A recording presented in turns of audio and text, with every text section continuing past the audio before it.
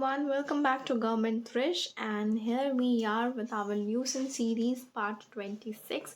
We have already covered our many parts where we have covered the medieval India, the ancient India, and which includes Harappan civilization, Mughal period, Maratha period, and the Europeans entry into the medieval India all have been explained. If you want to grab information for that, you can watch our previous parts.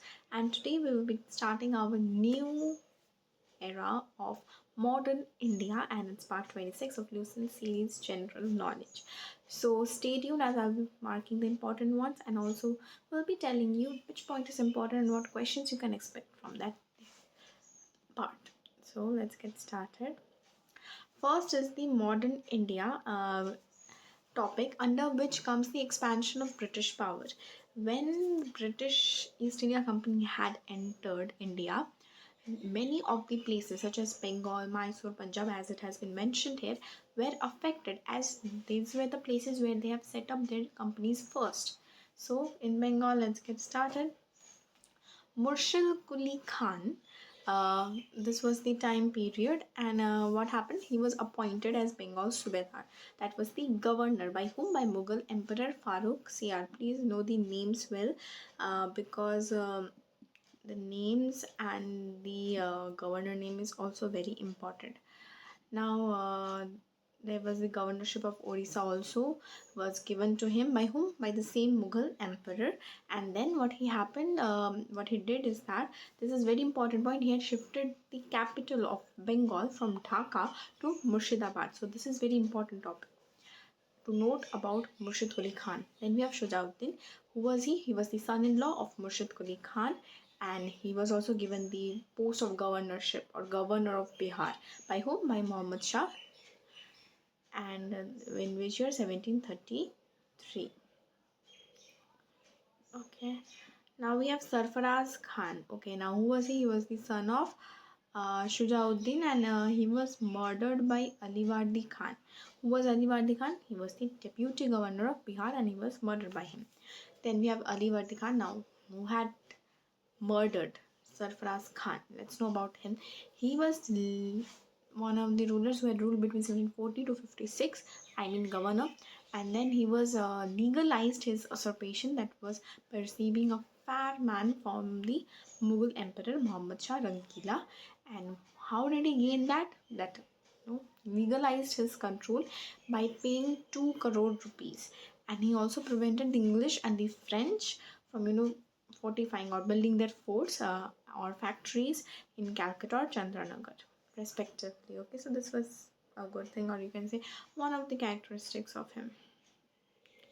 Now Siraj-ud-Dawla, we have heard about him quite a lot of times. So let's know who this Aliwardi Khan, who was succeeded by his grandson Siraj-ud-Dawla. Now, what he did, he had seized or captured the English factory. Where? At Qasim Bazaar. Please know the places as well as the names. It is very important. Now, 20 June 1756, what happened is that Fort William had surrendered. They were given away. That, yes, I have been surrendering in front of them. But Robert Clive, what he did, he was the one who had recovered Calcutta. Then on 2nd January 1757, there was one treaty signed. Okay, under whom was the Treaty of Alinagar signed? This is one of the main questions.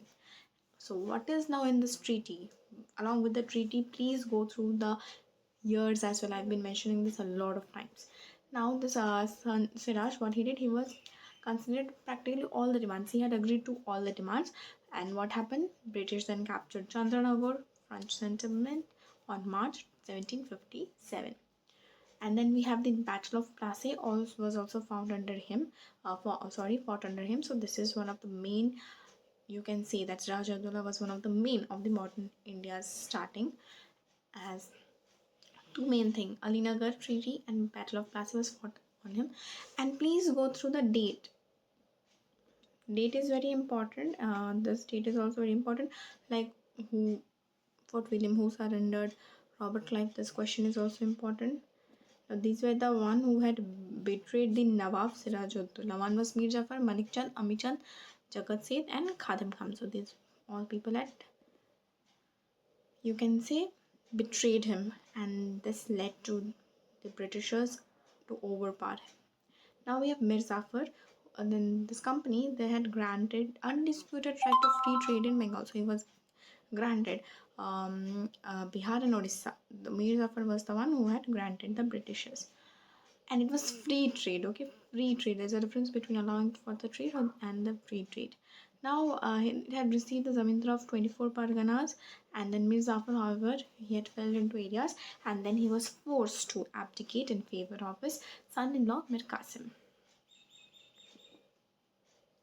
Now let's know about Mir Qasim. Who was he? He was the one who had, you can say, ceded, or you can say captured Burdwan, then Midnapur, then Chittagong, and he was also the one who has shifted the capital from Murshidabad to Munger. Okay, then we have Mir Qasim's another dimension, that how he used to revolt. That he used to revolt very angry. He was very angry with the British. He was used to have very heated arguments with the British. So as Britishers used to use the dastak, or you can say free duty passes. So he was quite angry with that, and he was quite reluctant.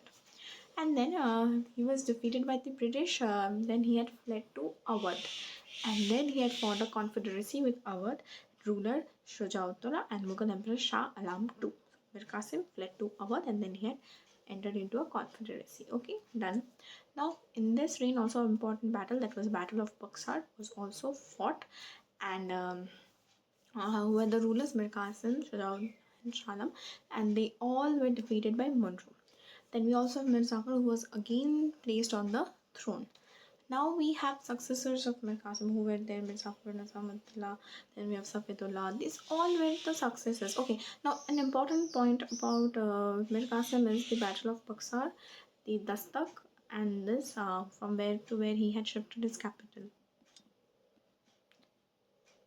These are successors. Now after his death, his son Nizamullah was placed, and he has also signed the treaty in which Nawab was to disband most of his army and to administer through a deputy subedar. Okay, almost after his succession, that his son was taking place, the deputy subedar nominated by the company had almost taken over his place. He used to give him a lot of, you can say, demands.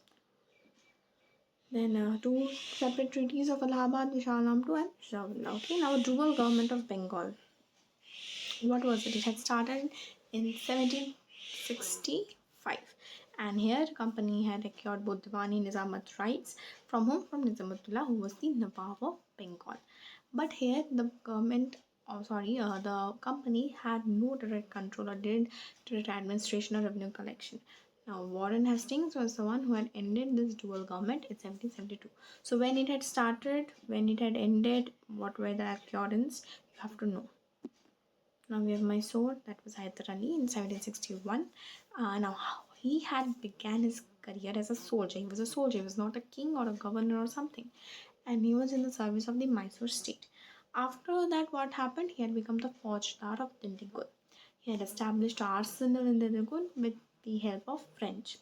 Then in 1761, he had overthrown the Nanjarar, who was the powerful prime minister. These are very running words. You just need to know the points and you need to remember the names or the dates.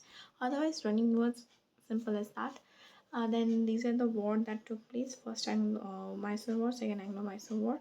First, Hyder Ali defeated the British. The Treaty of Madras was signed. So this is important, very important. Here, the treaty. And in second one, Warren Hastings had attacked French Fort Mahé, in which was in Hyder Ali's territory. And then Hyder Ali had came into a joint front or allied with Nizam and Maratha, and they had captured the Ajkot. But what happened eventually in 1781, Hyder Ali was defeated at Porto Novo, that was by Akrut, and he had died during the second Anglo-Mysore War. So this war is very important as it is marking the death of Hyder Ali. Now we have Tipu Sultan. He was succeeded by his son, that was Tipu Sultan in 1782. He had continued the war, and then the Treaty of Mangalore was signed under him. So please remember under whom which treaty was signed. Then we have third Anglo-Mysore War, that was Maratha and Nizam aided the British. Then we have fourth Anglo-Mysore War, where Dol Wellesley had attacked and Tipu Sultan died.